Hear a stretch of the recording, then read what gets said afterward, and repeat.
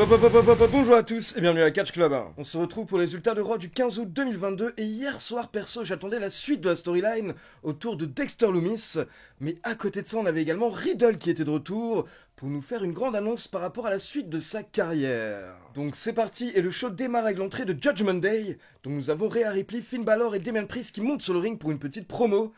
Et là Rhea Ripley nous explique que Judgment Day domine Raw depuis des semaines.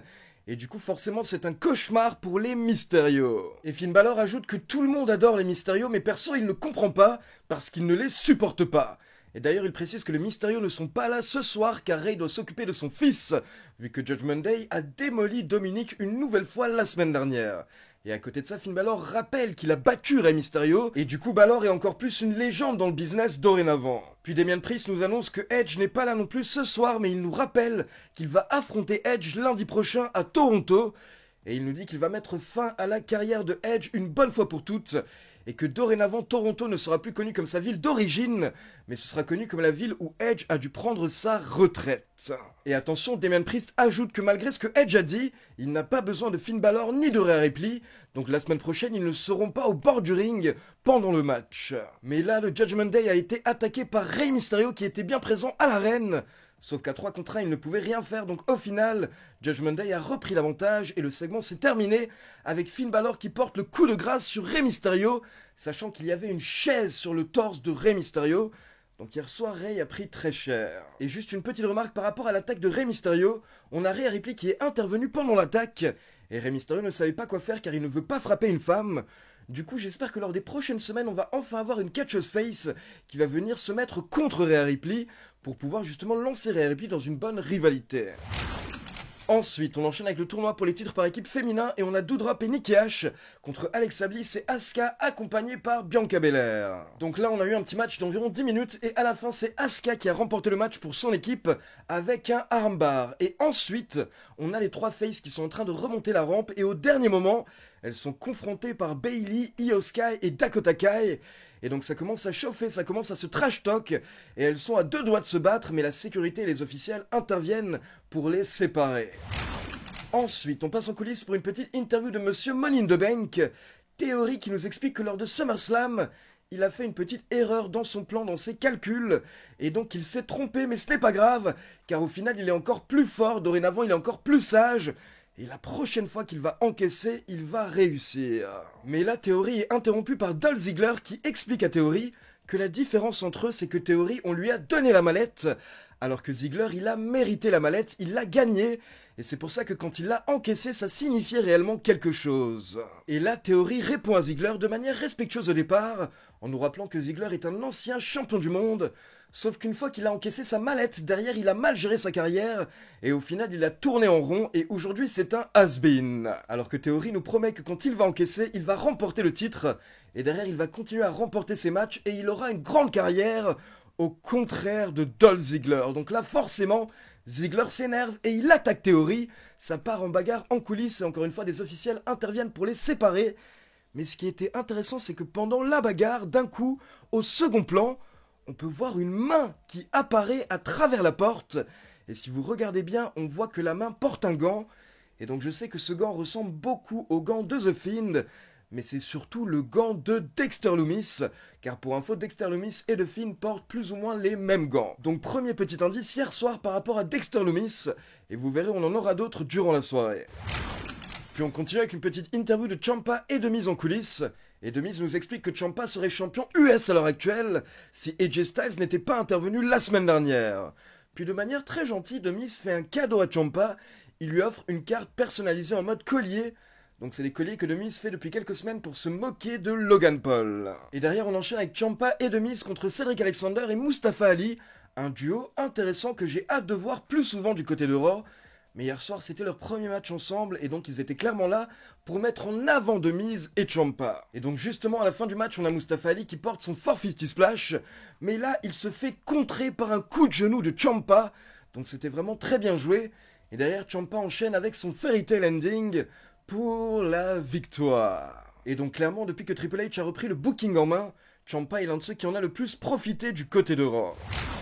Ensuite, nous avons les commentateurs qui nous rappellent l'attaque de Kevin Owens sur Ezekiel la semaine dernière. Et donc là, on a le droit à une photo de Ezekiel à l'hôpital avec toute sa famille. Donc on a maman Ezekiel, papa Ezekiel, Elias, un autre grand frère, donc je suppose que c'est Elrod. Et on a également un petit frère qui est à côté. Donc là, c'était magnifique. On a même eu le droit à un petit speech du père de Elias et de Ezekiel, qui nous a dit que s'il croise Kevin Owens un jour, il a 2-3 mots à lui dire. Donc le petit segment par rapport à Ezekiel était vraiment pas mal. Et derrière, on voit Drew McIntyre qui est en coulisses et qui se dirige vers le ring. Mais d'un coup, Drew McIntyre passe à côté d'une poubelle qui est en feu. Et donc là, on a la sécurité et les officiels qui interviennent pour éteindre le feu. Mais encore une fois, il se passe des choses bizarres en coulisses. Donc après la main qu'on a vue un peu plus tôt, cette fois-ci, on a un feu. Et donc apparemment, ça veut dire que Dexter Lumis est bien en coulisses encore une fois cette semaine. Et donc Drew McIntyre fait son entrée pour nous faire un petit speech par rapport à Clash at the Castle, où il nous garantit qu'il va remporter le titre Undisputed. Et derrière, il défendra le titre partout, à Raw, à SmackDown, en pay-per-view, en live event. Il va faire ce que Roman Reigns ne fait plus actuellement. Puis Drew McIntyre parle des news récentes et il dit que ces derniers jours, il y a des rapports qui expliquent que McIntyre est blessé au dos. Et il dit que c'est vrai, et il explique que c'est parce que ça fait 3 ans qu'il porte la fédération sur son dos, et qu'il fait le travail de 20 personnes. Mais McIntyre dit qu'il le fait avec le sourire, car ce n'est pas un job, c'est son rêve. Et McIntyre commence à nous lister les catcheurs qu'il pourra affronter une fois qu'il sera champion, des noms comme Ciampa, AJ Styles, Seth Rollins, Karrion Kross. Et là, il est interrompu par la musique de Kevin Owens. Kevin Owens monte sur le ring et il commence à critiquer McIntyre. Déjà, il n'a pas aimé que McIntyre ne cite pas son nom, mais à côté de ça, il précise qu'il n'aime pas McIntyre car McIntyre fait semblant d'être quelque chose qu'il n'est pas. Alors que Kevin Owens, de son côté, il sait qui il est, et Owens nous dit qu'il est l'heure de ramener une ancienne version de lui-même, le Prize Fighter. Donc dorénavant, Kevin Owens nous dit qu'il vise tous les titres de la fédération. Et donc il nous dit que le vainqueur du match entre Roman Reigns et McIntyre à Clash at the Castle a un gros problème, car dorénavant Kevin Owens vise également le titre Undisputed. Mais là McIntyre s'est énervé car il n'a pas du tout aimé les propos de Kevin Owens, et McIntyre a dit qu'il sait qui il est. Il dit qu'il y a quelques jours, quelqu'un l'a appelé le Chosen One, mais ça c'était il y a 15 ans. Depuis, il s'est fait virer, il était retombé au fond du trou, et il a dû se relever. Il a dû catcher en dehors de la WWE et prouver ce qu'il valait pour que la fédération l'embauche à nouveau. Et depuis, il a détruit tout le monde, il a battu toutes les plus grandes stars, que ce soit Brock Lesnar, Goldberg, Randy Orton. McIntyre a prouvé qu'il était au-dessus de tout le monde. Et McIntyre dit qu'il n'en a rien à faire si Kevin Owens est un prize fighter ou une superstar. En tout cas, c'est un catcheur et ils sont dans un ring de catch. Donc McIntyre veut affronter Kevin Owens tout de suite. Et c'est parti, le match est officiel. Et donc là, on a un très bon match d'environ 16 minutes. Et à la fin, McIntyre est en position pour porter son Claymore Kick. Mais on a le droit à une intervention des Usos qui viennent attaquer McIntyre. Donc fin du match et disqualification de Kevin Owens. Sauf que McIntyre reprend l'avantage sur les Usos jusqu'à l'intervention de Kevin Owens qui aide les Usos et qui porte un stunner à McIntyre. Et derrière, Kevin Owens se tourne vers les Usos et il leur dit de dire à Roman Reigns que le chef tribal lui en doit une. Puis alors que Kevin Owens s'en va, on a les Usos qui remontent sur le ring pour porter le 1D à McIntyre. Mais là, encore une fois, McIntyre se réveille et il se débarrasse des Usos avec un Glasgow Kiss et une Claymore Kick. Et à la fin du segment, McIntyre donne rendez-vous à Roman Reigns ce vendredi à SmackDown. Ensuite, nous avons Seth Rollins qui fait son entrée pendant qu'on peut voir Riddle chez lui, car pour info, Riddle va faire une interview à distance ce soir pendant Raw. Et donc Rollins monte sur le ring et il nous explique qu'il voulait une place au premier rang pour voir Riddle enfin faire quelque chose d'intelligent, car selon Rollins, ce soir Riddle va nous annoncer sa retraite. Donc Rollins se moque de Riddle en disant qu'il est au sous-sol chez sa maman, et il va nous faire un petit message. Et donc là, il passe la parole à Riddle. Riddle qui est très sérieux, il nous explique qu'il a été examiné par les médecins, et donc il doit nous annoncer qu'il a reçu le feu vert et c'est bon, il peut effectuer son retour. Et la prochaine fois qu'il va voir Seth Rollins, il va se débarrasser de lui. Mais surtout là, Riddle d'un coup nous dévoile qu'il n'est pas du tout chez lui, il n'est pas chez sa maman, il est dans l'arène. Et donc là, Riddle se lève et il vient vers le ring pour s'occuper de Seth Rollins. Et donc là, c'est parti, grosse bagarre entre Riddle et Rollins dans le ring, à l'extérieur, à travers la foule. Et au final, Seth Rollins prend la fuite, mais un peu plus tard, on retrouve Riddle en coulisses.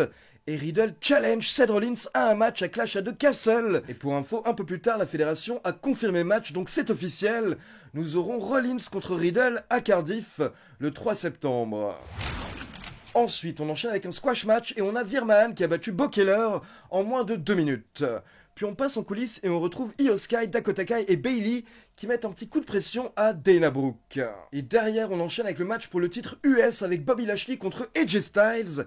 Et pendant ce match, on a eu le droit à plusieurs interventions, car d'abord, on a The Miz et Ciampa qui interviennent, car ils ont des problèmes avec AJ Styles, mais également avec Bobby Lashley. Et donc au bout de quelques minutes, AJ Styles est à l'extérieur du ring et The Miz allait l'attaquer, mais là, encore une fois, on a Dexter Lumis qui saute par-dessus la barrière, mais directement, il est attaqué par des membres de la sécurité qui le chopent et qui le ramènent en coulisses.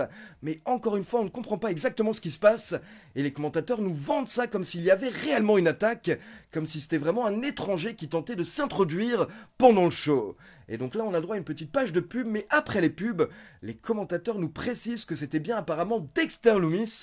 Ils ont bien utilisé son nom, et ils ont dit qu'apparemment Dexter Lumis essayait de faire quelque chose, mais la sécurité l'a calmé. Et pendant les pubs, faut également savoir que l'arbitre a renvoyé The Miz et Ciampa au vestiaire, donc là on repart sur un match totalement clean, et on a eu le droit à un match de 22 minutes, à la fin la foule était totalement dedans, et au final Bobby Lashley a réussi à porter un spear à AJ Styles pour la victoire. Mais maintenant, la grande question qu'on se pose encore une fois après le match, c'est pourquoi est-ce que Dexter Lumis voulait intervenir? Est-ce que c'est pour s'attaquer à AJ Styles ou The Miz?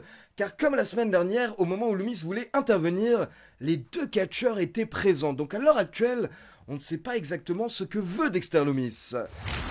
Ensuite, nous avons Dakota Kai accompagné par Io Sky et Bayley qui a battu Dana Brooke en moins de 2 minutes avec un big boot. Donc ça c'est parfait car il faut donner de la crédibilité à Dakota Kai et à Io Sky.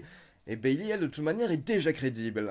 Puis on enchaîne avec le main event et nous avons Dolph Ziggler contre Monsieur Money in the Bank, Theory. Et donc pour info, pendant l'entrée de Theory, les commentateurs nous expliquent que Theory a toujours la mallette, car il n'a jamais encaissé lors du dernier pay-per-view.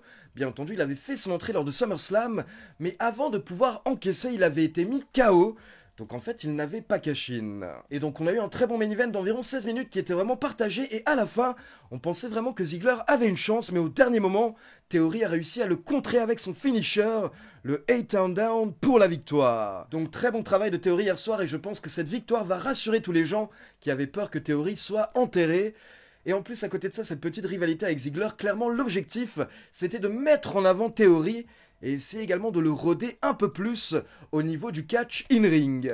Donc là, vraiment, j'ai l'impression que tout se passe bien pour Theory, et j'ai hâte de voir maintenant quelle va être sa prochaine rivalité, en attendant le moment où il va cash in. Donc voilà, c'est tout pour les résultats de Raw, et maintenant, comme d'habitude, c'est à vous. N'hésitez pas à me laisser vos avis dans les commentaires, et comme d'habitude, n'oubliez pas de liker la vidéo, de vous abonner à la chaîne et de cliquer sur la petite cloche pour être informé de la sortie des prochaines vidéos. Ciao tout le monde!